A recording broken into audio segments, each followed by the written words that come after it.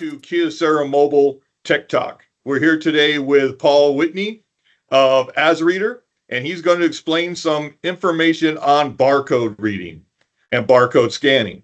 So the first question I have for you, Paul, is can you tell us a little bit about AsReader and how they were formed? You bet. So AsReader started in Japan in 2006, and our parent company's name is Asterisk, and started as a software solutions provider. Within a couple of years, realized that the hardware in the industry couldn't support the wonderful software they had made, so they pivoted and became a hardware manufacturer. And then the devices that they were manufacturing were called Asterisk readers. And of course, that's quite a mouthful in English, so they shortened it to AsReader. And that's where our name came from. Now, when we started in the US in 2015, we coined the phrase, use your phone as a reader, to help people remember the name. So the company name AsReader is our product name as well, AsReader. The company went public on the Tokyo Stock Exchange a couple years ago, and we have about 100 people. So we're really able to customize quickly and meet exactly what the customers want and adjust with the technology faster than most folks in this industry. So it's a pleasure to be here. Thank you for having us. Great, great. Can you tell us some key benefits of using barcoding and why a company would want to switch over to barcode? You bet. You bet. You'd be surprised how many very successful companies are still actually using the old handwrite it with a pencil and paper method.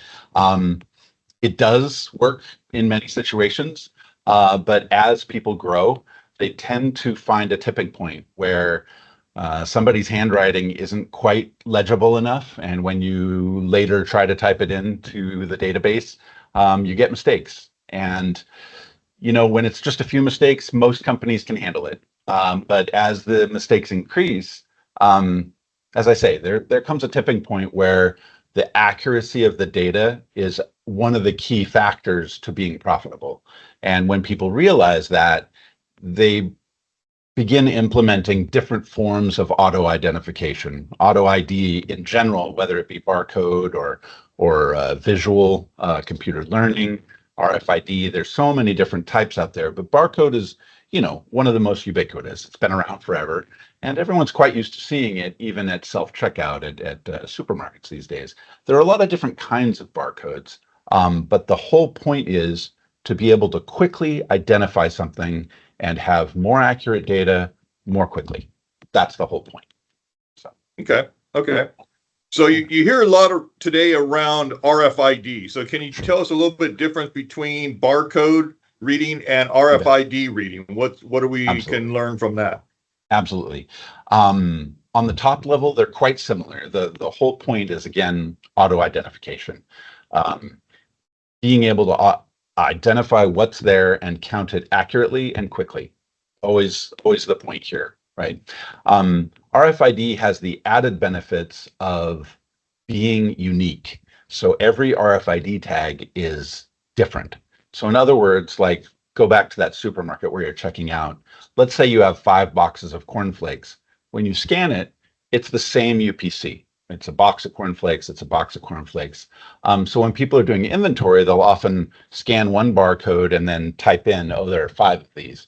They might have missed one. There was maybe a 6th in the back, or there's one over on this other shelf, or they just simply miscounted because there were 53 and they thought there were 54.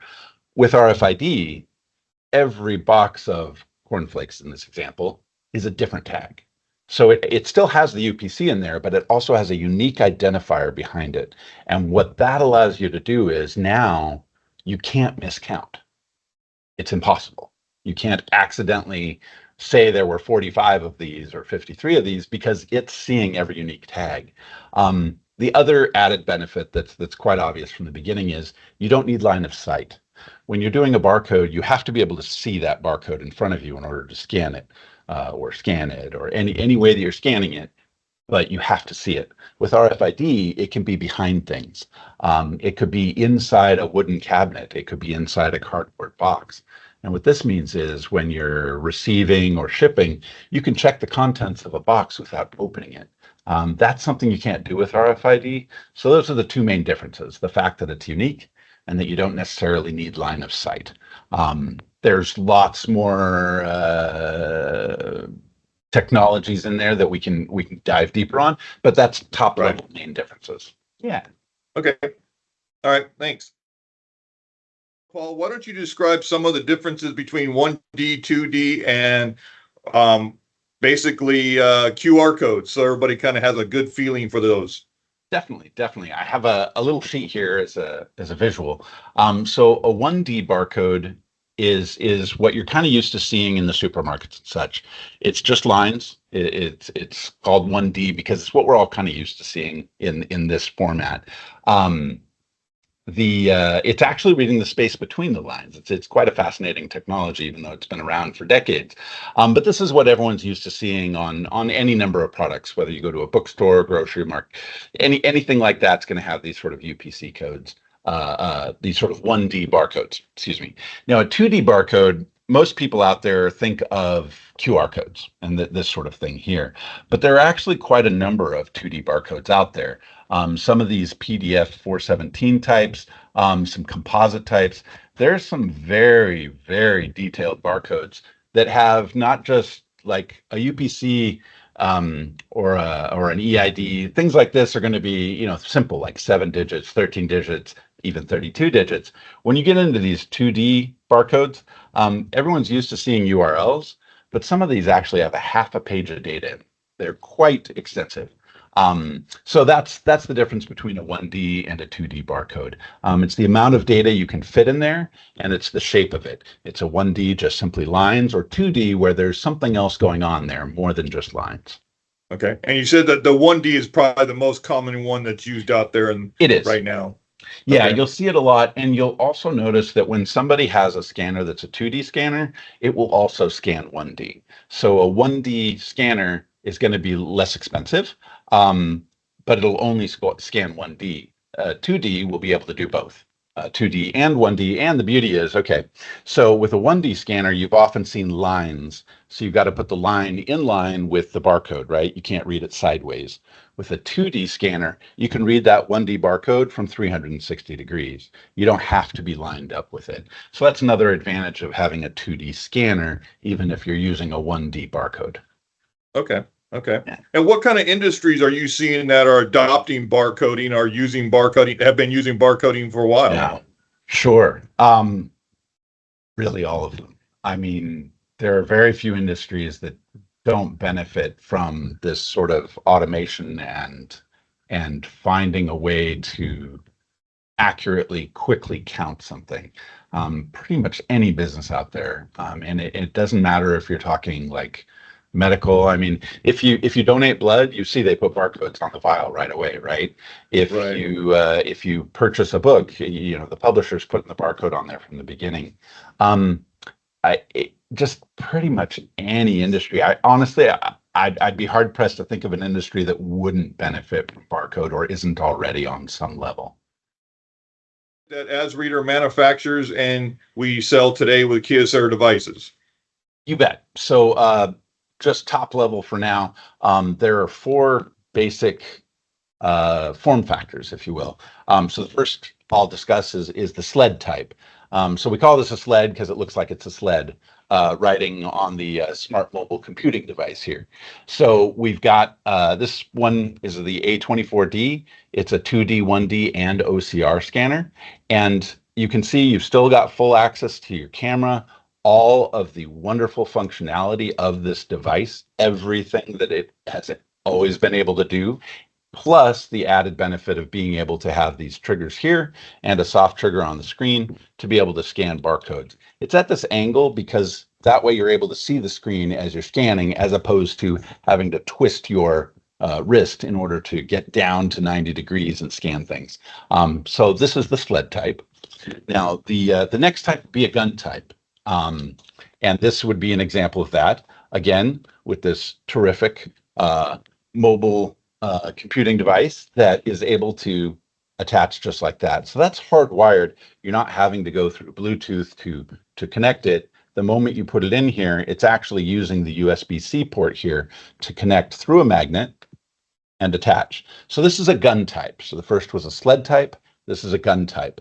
And with the gun type, we offer a couple other functionalities. This one's the R202G. This one can read about 50 feet. So a lot of times this is used by things like cargo at an airport facility where they have large barcodes on pallets. Oftentimes a forklift driver will be able to remain seated and use this to read the third, fourth pallet up, that sort of thing. So this is the gun type. First was the sled. This is the gun. The next type we offer is called the paddle type. This is the paddle. This does connect by Bluetooth, so you can go straight from your mobile device to this, and then this can actually connect to poles, extension poles that can be raised up and read those pallets that are 3 or 4 or 5 high. And they have both a barcode scanner and RFID.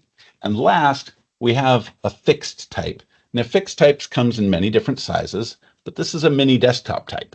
And this can sit on a desk like this. It can be mounted on a wall like that, and it connects to your mobile device simply by using the USB-C cable. So those are the 4 basic form factors that we've got: sled, gun, paddle, and fixed. Okay, and it looks like with the that special connector you have on there, that gun that you have for long range could be shared as well. It can. So it's not a one for one type thing. You could share it with other employees in the warehouse. You're absolutely right. And that's one of the great benefits of this is we can have this in our pockets, and then we can pass this from employee to employee. And the moment you do that, it's connected. You don't have to disconnect your associate, connect yourself. You're absolutely right. That's a huge benefit of this particular way of doing things. Being hardwired also means a faster data transfer rate, and that becomes really important when you're at RFID reading 1,000 tags a second. But it also just eliminates that whole need for any sort of Bluetooth pairing hassle. Okay. So besides being shareable, yeah. Yeah. So besides being shareable and using the USB-C cable to make it faster and more accurate, what other benefits can you say AsReader has over some of its competitors? Sure, that's a great question. The main thing that I always hear from every customer is when you hold it, touch it, use it, you'll feel the difference. You will just feel the difference. Spec sheets, we all do our best to say exactly what the technical specs are of every device. And we'll line up head to head with anything out there, but when you actually get the device in your hands and you use it, there is a certain smoothness and natural intuitive feel that comes with our devices that you don't feel with everything out there. I think a lot of that has to do with our design coming from Japan, always being really focused on what the end user experiences, as opposed to trying to make the tech spec sheet look as impressive as possible. There's a lot of things that spec sheets just can't tell. So really, I would encourage anyone considering it to get it in their hands, test it out, feel it in their own environment. Different devices are better for different environments and different products too. So there's something to be really said for testing the actual thing in the actual place. Okay. And I think that AsReader kind of stepped up to the plate when they came to bat and with Kyocera and matched our warranty. So you also have a Definitely. 2-year warranty on your products, the same as Kyocera has on their devices. So across the board now on the scanner solutions, we have a 2-year warranty. That is correct. And we do allow purchase of extended warranties for longer. But yes, every device now includes a 2-year limited manufacturer's warranty. And, with our devices, there's very few places that are kind of weak points, if you will. It really comes down to the connector itself. So the only place that out of, let's say we have a client with tens of thousands of devices, the only devices that come back to us are almost always something to do with the connector itself. The hardware within it doesn't fail.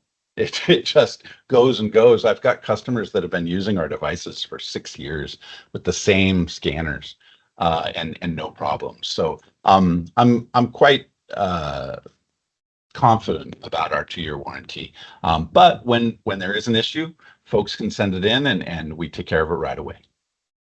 Great, great. And is there any type of maintenance that has to be done on these scanners? Like, do you have to send them back in to get recalibrated or anything like that at a period of time? There isn't. The one thing that you might have to do at some point is update the firmware. And the reason that that could become a requirement is if the operating systems, like no one can ever guarantee what Google is going to do with Android next year or 3 years from now. And if they add some sort of new security to the USB-C connection, for example, we might need to change something in the firmware. But that's it. There's no calibration of it. The only other thing I can think of is, after many years of use, like any mobile device out there, the battery will, of course, eventually not be as strong as the day you started using it. So we do have a battery replacement program for people who use their scanners for many years. But usually the technology changes within, say, 5 years, and people kind of move on to new devices at about the 5 year mark. So it's pretty rare for people to even send them back for battery replacement. Really quite rare, less than 1%. Okay. Yeah, and then also that kind of brings up a good point about charging and the battery. I know you guys have a nice charger that charges through the bottom of the scanner so that Yeah. it can be set on top. Do you have one you can Absolutely. show those? I do. So this is an example of a charging stand. Of course, I've got it all compressed here, but so it's a USB-C cable that goes into this magnetic connection. It's using that same connector like you saw on the gun type, or very similar. And this pops on there, and it can go at any 90-degree angle, and as you can see, it pulls it into the spot. These could be desk mounted, they can be wall mounted, they can go this direction, that direction, and this charges the scanner and the phone at the same time. And we actually have some companies that use these as a method of attendance. So, like the receptionist will have a wall of these scanners, and someone calls and says, "Hey, is John there?" The receptionist can look up and say, "Oh, I'm sorry, he's not in yet," because his device is there on the wall. So yeah, this is very convenient. It also does data pass through. So if a company is doing some sort of MDM or flashing phones, things like that, you can actually even do that through this. It's a very stable, solid connection through a USB cable that's got a magnet in it. So very Great. convenient. And what's terrific about this is you're not futzing with those USB-C cables or what have you. That is the weakest part of any mobile device, right? Is that when you put a jack in there, that is at risk of Right. being bent. This eliminates that. It's very grab and go. You don't have to futz with anything like that. So very convenient in that regard. Definitely. Okay. All right. Yeah. Thanks, All right. Paul, for joining us today on Kyocera Tech Talk, and we appreciate all the comments and all the great information you supplied today. And we'll look forward to you explaining each individual device later time with more depth and detail. So appreciate it. Thank you very much. Appreciate you having us. Thank you.